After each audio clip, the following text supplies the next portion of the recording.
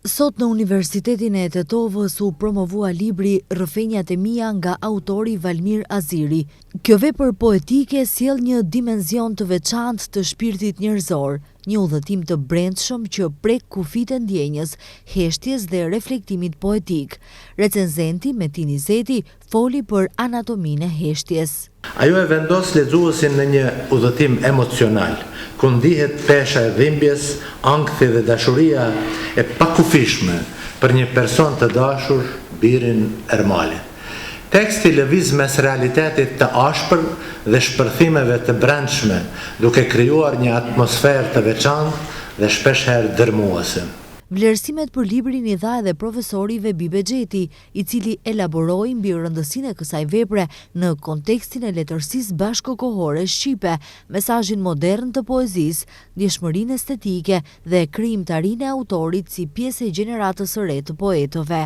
Si duket, autori i lirikave të përfshirë në librin që e kurorojmë sot, Valmir Aziri, i përkush këto kritere, që dëshmon vlera e vargjeve të përmbledhura brenda kornizave të librit të parë të tij, gjithsesi të bazuar në një paraprake i artin, base si piktor që është për këtë vlerësim nuk duhet patur dilema. Mëtej poeti Lulzim Haziri ndau përshtypjet e tij për poezinë e autorit dhe mënyrën si komunikon me lexuesin.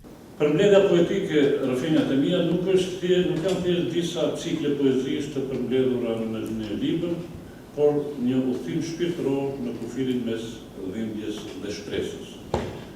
Poeti përmes zërit të një vllai që shet të birin në luftë me sëmundjen, ndërton një metaforë të vuajtjes biblike, ku dhimbja shndrohet me një gjuhë të re, gjuhën e heshtjes dhe lutjes, ndërsa zëri lirik është i përmbajtur, por i coptuar emocionalisht. Autori i veprës Valmir Aziri i falenderoi të gjithë të pranishmit për pjesëmarrjen dhe u shpreh se ky libër, sa i kushtohet të birit, i kushtohet edhe bashkëshortes, e cila është heroina e vërtetë e veprës. Ky libër, edhe pse është shkruajtur dhe ka për leitmotiv Ermalin, gjithsesi është dedikim. Është dedikim për nonën e Ermalit, Beharen, e cila është heroina e tij. Nëse do e jepnim si një lloj metafore, pra Behari është rozafe e kullës tonë, duke isha thonë, e cila na jep atë fuqinë me sakrificën e vet, gjithsesi është një lloj homazhi për të gjitha ato nëna të cilët përballen me dhimbjet e fëmijëve të vet, me sprovat e fëmijëve të vet dhe për gjithë ata të cilët në mënyrë të vazhdueshme kujdesen që familjet e tyre ta shtyjnë edhe një natë më shumë dhe të presin agimet të cilët janë shpresonse.